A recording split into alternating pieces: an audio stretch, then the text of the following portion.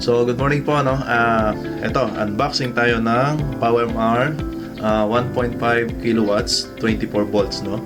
So, ito yung order ko sa Lazada kasi mag-upgrade po tayo, no? So, i-unbox muna natin. And gagawa tayo ng separate video about dun sa review, no? Kung okay ba to, tong PowerMR na to. Kasi ito po ay 24 volts. And yung nakakabit kasi sa akin ngayon ay 12 volt system lang po, no? So napakataas ang amperes na kinukuha galing sa battery. So kailangan po nun ay malaking wires. So kapag po tayo naka 24 volts, nababawasan po ng kalahati yung amperes na kinukuha doon sa battery, no? And na-prevent natin yung overheat ng wires, no? And yung nakakabit nga pala sa aking inverter ngayon ay yung SNAT na 1 kilowatts, 12 volts, no?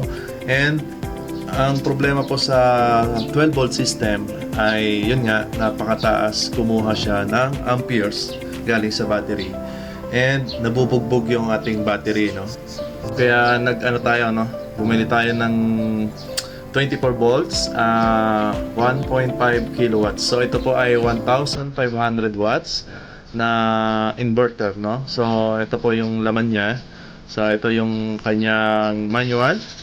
And nandiyan po yung mga instruction, no? So kapag sa pag-install settings, nandiyan po, susundin niyo lang po yung instruction sa loob ng manual. Kaya ito po yung kanyang inverter, no? So ito po ay nabili natin sa Lazada na 6,100, no? So ang price po talaga nito ay 7,200. So nagkaroon tayo ng discount na 1,100. And ito na po yung pinakamura sa kanyang lineup na 1,500 watts and 24 volts, no? So kung titingin kayo ng ibang brand, mataas po kasi yung ibang brand, no? Yung mataas yung presyo, umabot siya ng 9,000 to 10,000. Yung ibang branded talaga, umabot pa siya ng 12,000, no? So ito na yung pinakamura sa sa lineup na to, sa 1,500 watts, 24 volts, no? And yung pinagpalitan natin na na SNAT, so ibebenta na lang natin yon para makabawi-bawi naman tayo ng gastos, no? And ito na po yung yung kanyang inverter. Ito po ay solar inverter po ito, no? Ayan po, solar inverter charger. So ito po yung may charger na sa loob, in case na malobat yung battery nyo na walang araw. And ito po ay hybrid. So it means meron na po itong MPPT solar charge controller sa loob, no?